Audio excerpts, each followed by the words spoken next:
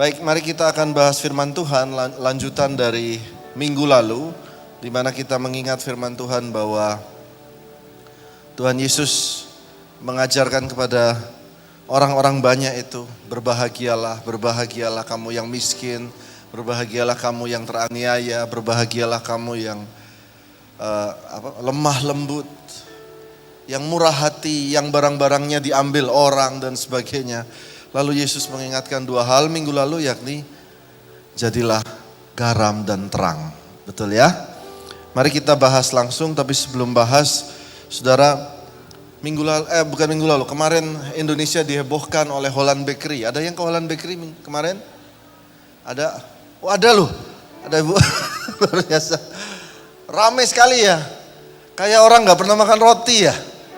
Ya, jadi waktu tadi saya lewat tadi pagi ke jalan, saya lihat, loh sepi sekali Holland Bakery-nya. Dan Tuhan bilang, di rumah Tuhan ada persediaan. Saya beli 1 kotak, khusus yang depan aja. Supaya minggu depan, duduknya di depan. Siapa tahu minggu depan dapat hokben.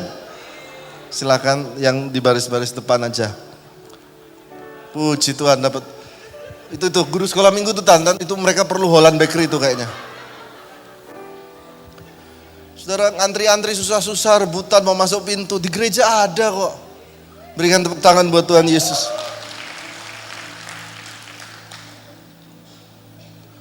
Lumayan ya, Yogeri gak pelayanan dapat roti Holland. Tuh seneng banget tuh guru sekolah minggu saudara. Saudara, mereka haus saudara. Haus perhatian, haus habis.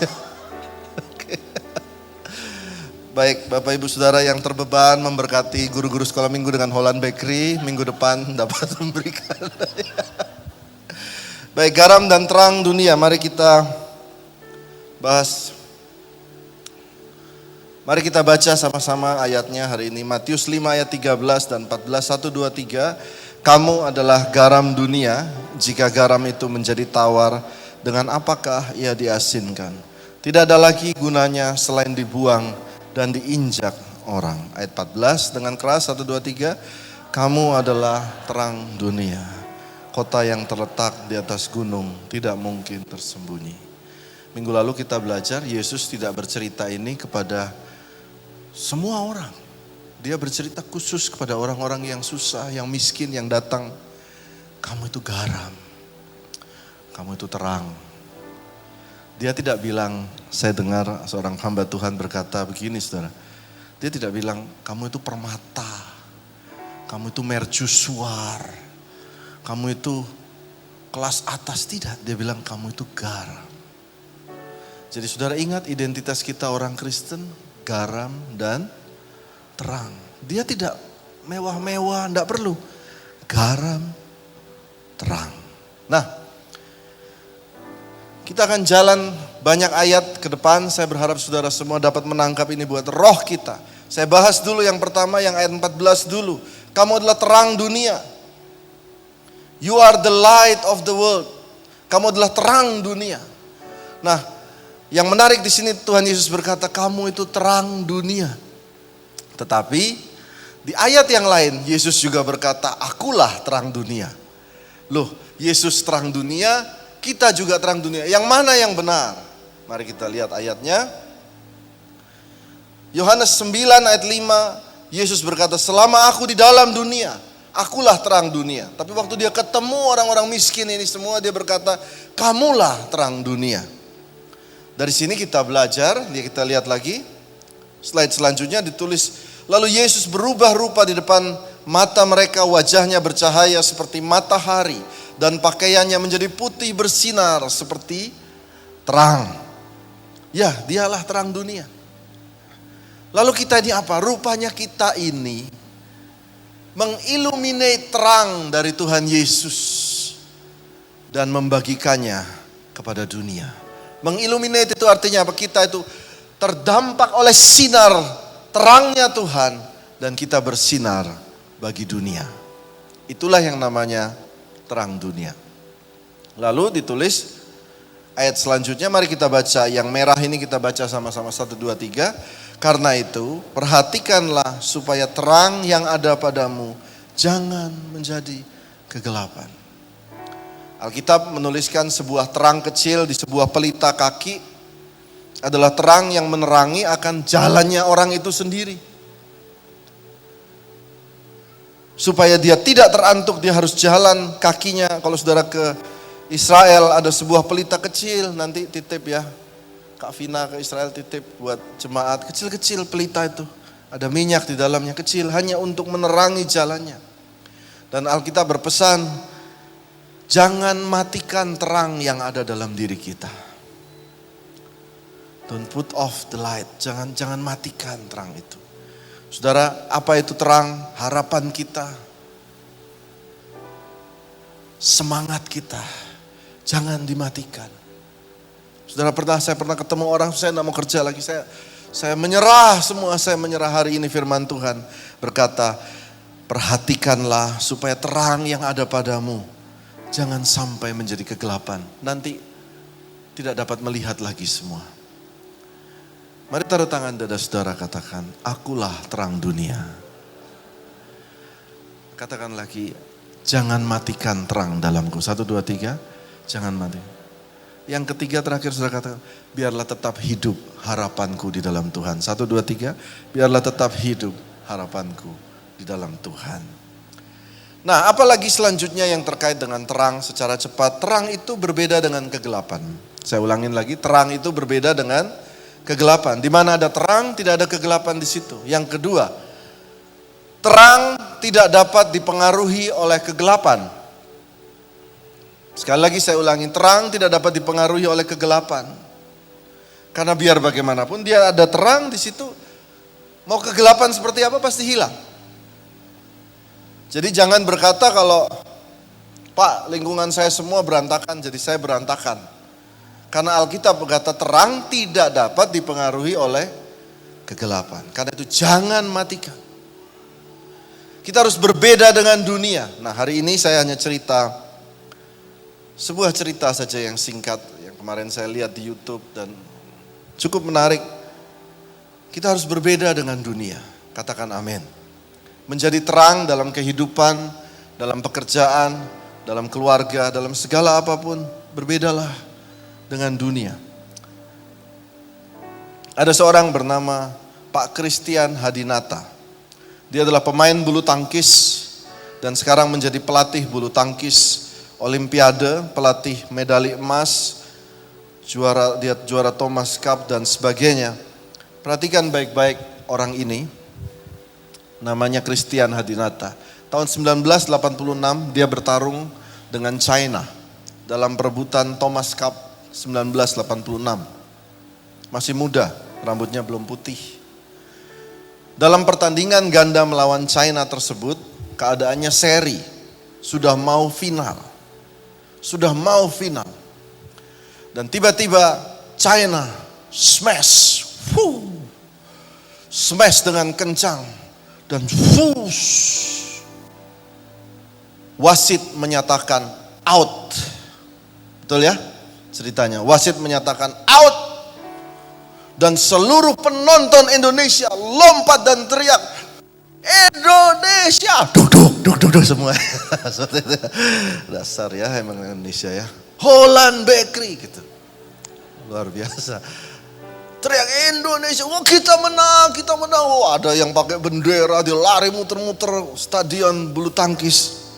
Dan ajaibnya Pak Christian Hadinata muda ini datang ke wasit dan berkata, no. Wasit bilang itu out. Dia bilang tidak. Kok yang ditembakkan oleh China itu kena ke rambutnya. Jadi itu hitungannya masuk poin buat lawan. Seluruh stadion terdiam. Harusnya kan diam-diam aja, wasit yang udah menentukan. Oh, anugerah Tuhan kalau orang Kristen. Oh, kesempatan ini, haleluya. Tuhan, gak ada yang tahu, hanya Tuhan dan wasit. Betul kan? Tapi Christian Hadinata tidak. Itu poin buat lawan. There is no applause. Tidak ada yang tepuk tangan semua. Ya, dasar nih orang dikasih kesempatan begitu. Ya, saudara. Waktu ditanya oleh wartawan beberapa minggu, beberapa bulan kemudian, dia mengucapkan satu kata. Nama saya Christian, artinya saya orang Kristen. Saya diajarkan untuk tidak bohong. Perkataan itu masuk, didengar oleh yang punya jarum sampai hari ini. Karena perkataan itu, jarum anggap dia orang jujur. Karena perkataan itu, dia menjadi tokoh sportif olahraga Indonesia. Karena perkataan itu, kita semua ada cerita, ternyata ada terang Kristus di orang ini. Jadilah orang jujur. Amin. Jadilah terang bagi sekeliling kita. Berikan tepuk tangan buat Tuhan Yesus. Yang selanjutnya, tadi terang dunia, sekarang the salt of the earth, garam dunia. Kita semua ini disiapkan Tuhan untuk menjadi garam dunia. Sebentar saya lihat. Sabar ya saudara. Mari kita baca ayat ini. Lukas mencatatnya lain tadi Matius. Mari sekarang Lukas mencatat tentang garam. Kita baca sama-sama ayat 34, 1, 2, 3. Garam memang baik, tetapi jika garam juga menjadi tawar, dengan apakah ia diasinkan? Ayat 35 baca dengan keras. Tidak ada lagi gunanya baik untuk ladang maupun untuk pupuk. Dan orang membuangnya saja. Siapa mempunyai telinga untuk mendengar, hendaklah ia mendengar. Yesus mengajar simpel jadi garam, simpel. Garam ini adalah satu materi yang pada waktu zaman Tuhan Yesus adalah materi yang ada tapi juga dianggap berharga. Kalau kita melihat bahwa Amerika dapat, United States of America dan Inggris itu berperang gara-gara garam. Lalu bagaimana garam dibawa dari Roma, bahkan garam menjadi salah satu standar orang untuk dikatakan untuk membeli salt. Jadi kalau dapat gaji itu untuk membeli salt, sehingga disebut salary. Jadi kata garam itu begitu banyaknya sehingga disebut begitu banyak dan juga diperlukan oleh manusia. Dicatat kurang lebih ada 80.000 kegunaan garam. 80.000 untuk kegunaan garam. Saudara, bahkan waktu sebelum saudara kalau mau buat es puter, saudara nggak punya kulkas, ya Pak Ryan dulu waktu kecil pernah lihat es puter, dikasih garam kan di sekelilingnya supaya apa? Supaya lebih tahan dingin. Hebat ya. Tetapi saudara kalau taruh garam juga di air mendidih, dia titik didihnya juga lebih tinggi. Jadi begitu banyak manfaat garam. Nah, kita akan bahas yang sesuai dengan Alkitab adalah yang pertama memberikan rasa, menunda kebusukan. Ya, menunda kebusukan baik ikan, baik daging dan sebagainya. Kalau saudara taruh garam, itu dia bisa jadi awet. Kalau saudara di nelayan, tentu mereka banyak bawa garam, ikannya ditaruh garam semua supaya jauh lebih awet, supaya menunda kebusukan. Selain memberi rasa juga menunda kebusukan. Nah, dunia ini tambah lama tambah busuk. Pertanyaannya, kita orang Kristen, bisakah kita membuat kebusukan itu tidak jadi? Itu loh fungsi garam. Jangan justru ada kita tambah busuk. Saudara masuk di komunitas gereja, saudara masuk kemana, bukannya tambah baik gerejanya, malah tambah ngomongin orang lain. Bertobat. Karena Tuhan bilang kita garam menunda kebusukan. Jadi kalau ada yang busuk di kantor, ada yang busuk di gereja, ada yang busuk di rumah tangga, kalau saudara ada di situ, maka sebaiknya yang busuk tidak jadi. Katakan amin. Yang selanjutnya, garam itu dikatakan tadi, kalau saudara baca ayatnya Lukas 14 tadi, tidak ada gunanya baik untuk ladang maupun untuk pupuk. Nah, untuk ladang apa gunanya garam? Berapa waktu yang lalu di kantor kami di Gandaria, itu banyak sekali tanaman-tanaman yang keluar di tempat parkir mobil, tanaman liar. Lalu saya lihat YouTube, oh caranya dikasih garam, disiram air. Dan betul, tanaman-tanaman liar itu setelah saya kasih garam, saya siram air, lalu dicabut dan setelah itu dia tidak tumbuh lagi. Jadi garam fungsinya untuk ladang itu adalah mematikan tanaman-tanaman yang tidak diinginkan. Saya mestinya sudah nangkep ya. Yang tidak diinginkan. Nah, kalau saudara baca firman Tuhan, saudara tahu Sodom dan Gomora ditimpa oleh belerang dan api, ya, karena rusaknya mental mereka, begitu rupa hancurnya. Lalu larilah istri Lot bersama Lot. Lalu istri Lot lihat ke belakang, dia jadi apa? Tiang garam kan? Jadi ada sebuah penulis yang menulis bahwa pada waktu belerang itu datang, itu badai garam terjadi di Sodom dan Gomora. The storm of salt. Begitu dia lihat, dia jadi tiang garam. Jadi adanya orang Kristen, garam dunia, untuk mematikan tipu daya iblis, tipu daya setan dalam kehidupan manusia. Jadi harusnya orang Kristen kalau datang lewat kuburan, setannya yang takut. Amin. Kalau lewat kuburan, mulai, oh dalam nama Yesus, dalam gitu. Padahal harusnya dengan adanya kita, setannya yang takut.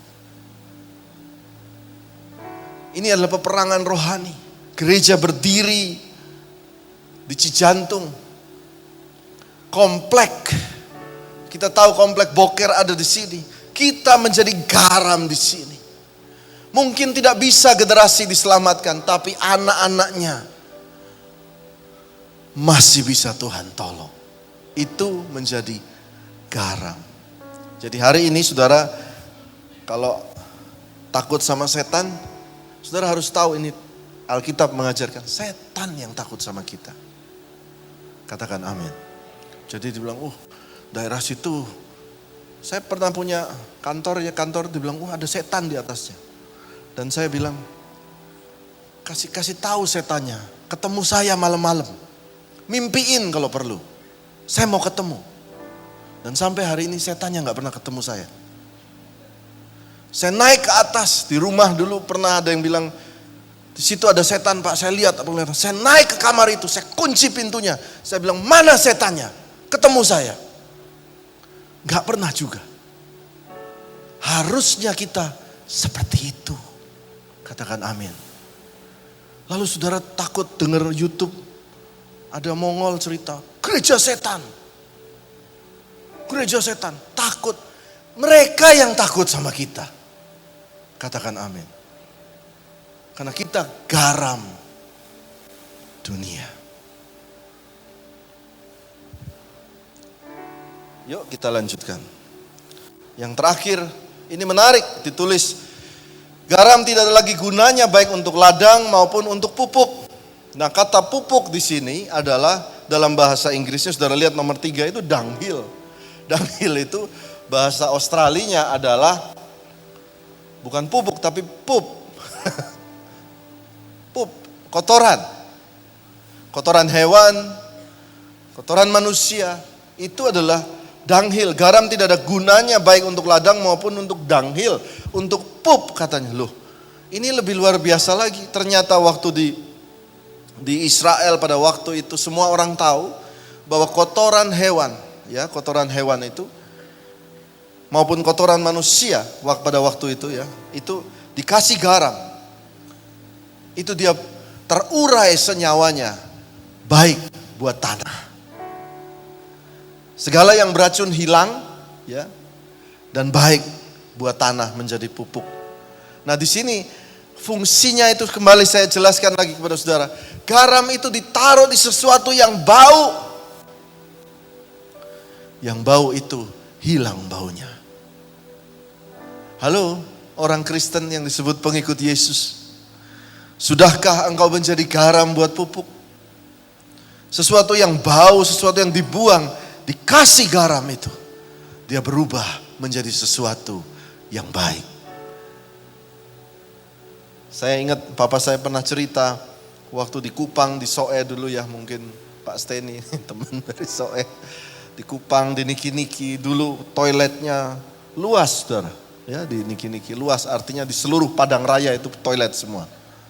Nah, toilet situ, dan setiap kali papa saya cerita kalau dia mau buang air, saya bilang waktu itu nggak ada toilet, buang air di mana? Oh ya bebas, di hutan-hutan Niki-Niki bebas.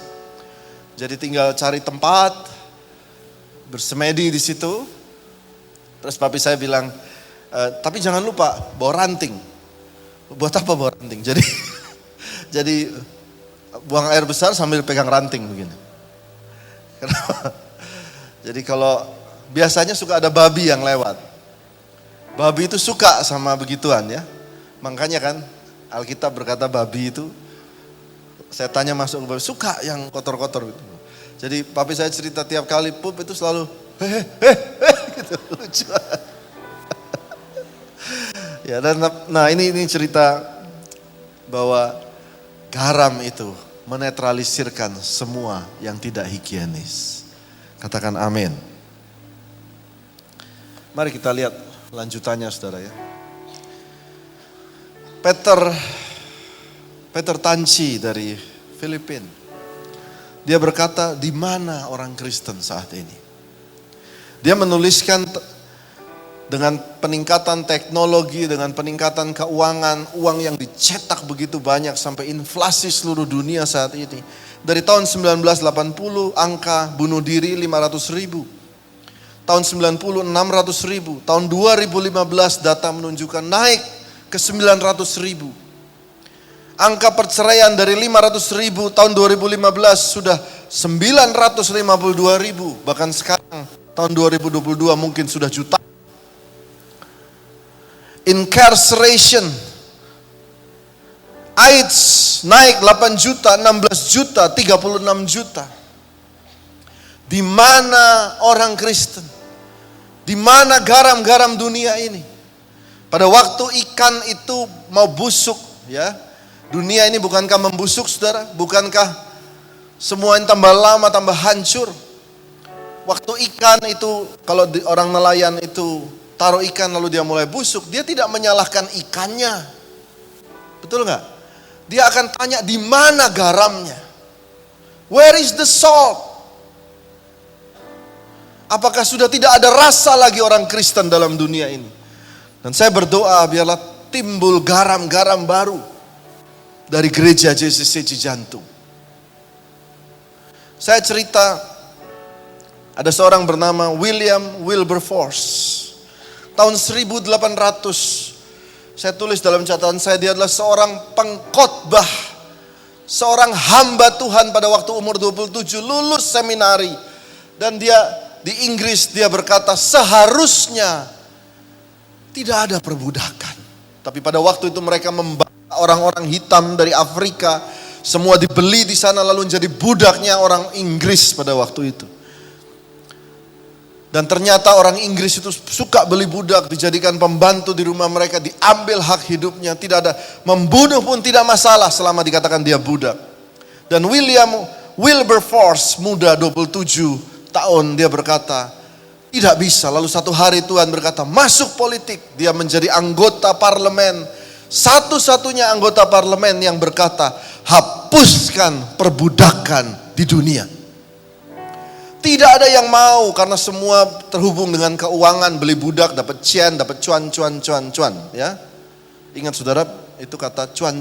Tapi dia berkata, tidak.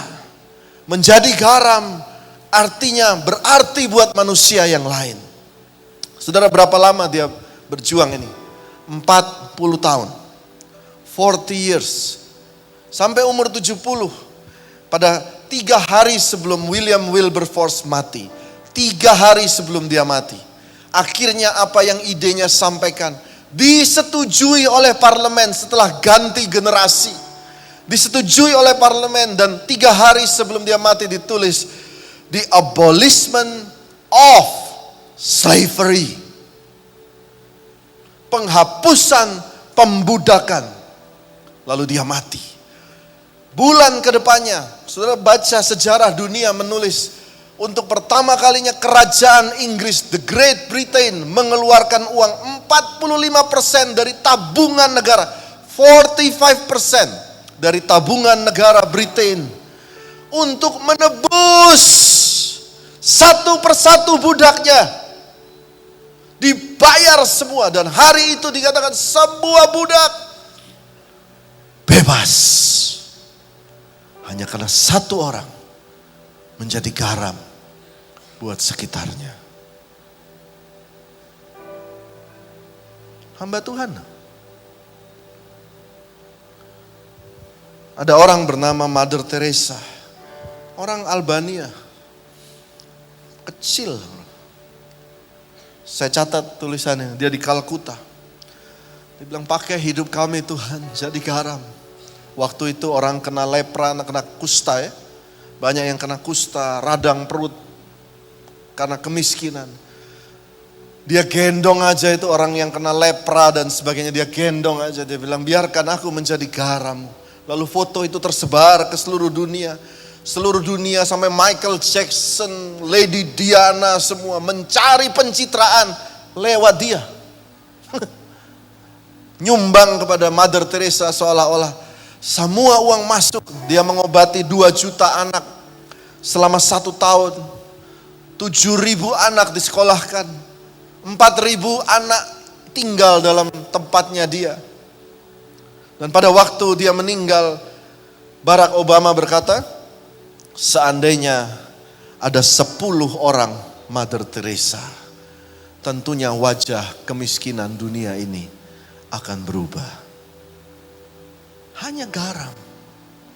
Dia nggak bilang tower permata atau pastor in style. Pendeta yang naik sepeda mewah. Nah, kamu jadi pendeta, kamu jadi manusia yang menjadi manfaat buat orang lain. Yang setuju berikan tepuk tangan buat Tuhan Yesus. Kita jadi jemaat, kita datang ke gereja, pulang, jadilah manfaat buat orang lain.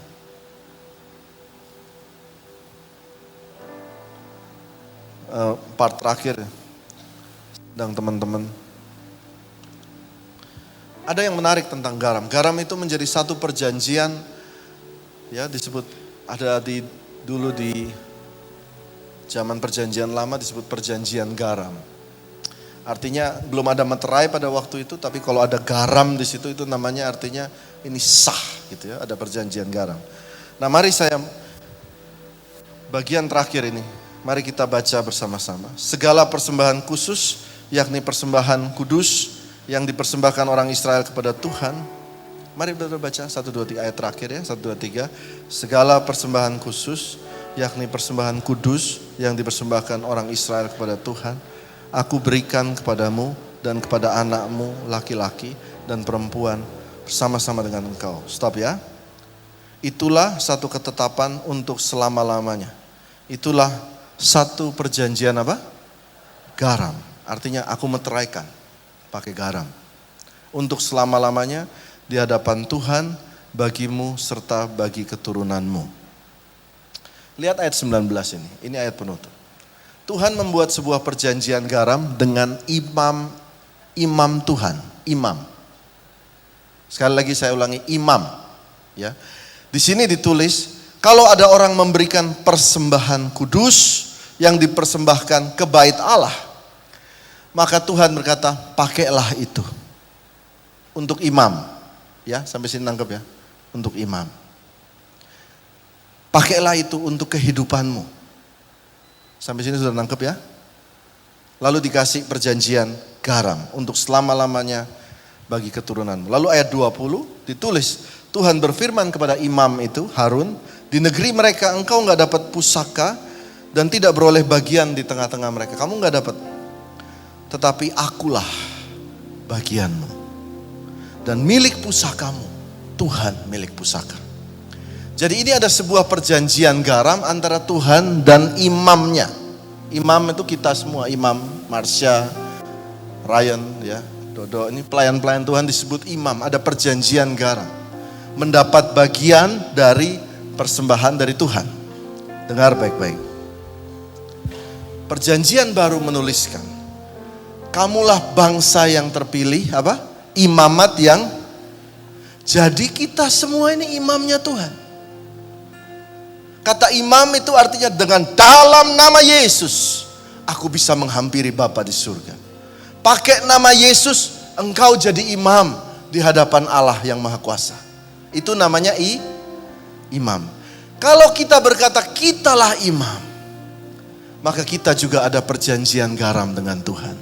Nah, saya ingat seorang hamba Tuhan dan saya mau share buat saudara hari ini. Saya mau bertanya kepada saudara. Kalau saudara dapat gaji 2 juta dari kantor untuk setiap bulan. Saya mau tanya ini kepada teman-teman yang di belakang semua ya. Saya mau tanya. Saudara dapat gaji itu dari kantor atau dari Tuhan? Saya ulang lagi, kalau saudara dapat gaji 2 juta, saudara dapat gaji itu dari kantor atau dari Tuhan? Ya, jawabannya dari kantor. Betul ya, dari kantor. Tapi saya mau berkata, kalau kau baca ayat ini, gaji itu dari Tuhan. Saya mau jelaskan kenapa. Gaji itu dari Tuhan lewat kantor. Banyak orang Kristen berkata, saya tidak cukup Pak. Karena kantor saya cuma kasih 5 juta. Gereja ini tidak cukup Pak. Untuk bayar LED, gak cukup dari uang persembahan. Tapi baca ayat ini, ayat 20 dia berkata begini, kalau engkau punya perjanjian garam dengan Tuhan, mungkin engkau cuma tidak dapat banyak dari kantor, tetapi akulah bagianmu. Akulah milik pusakamu. Dengan firman ini kita tahu bahwa hidup kita tidak ditentukan oleh gaji dari manusia. Dengan cara yang ajaib, Sandy, mungkin saya cerita, Sandy ditinggal bapaknya, tapi hari ini bisa sampai skripsi. Dari mana? Dari Tuhan. Saudara berkata, oh saya gak cukup kuliahkan anak saya. Oh Tuhan bisa buat. Dia tidak kuliah, dia diberkati Tuhan lebih daripada orang yang kuliah. Karena Tuhanlah bagian kita. Dan itu di stempel meterai.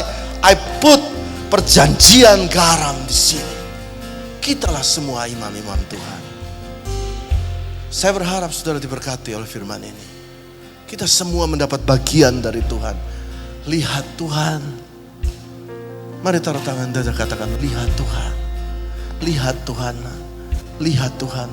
Lihat Tuhan di atas uang. Lihat Tuhan di atas uang. Berikan tepuk tangan buat Tuhan Yesus. Pujilah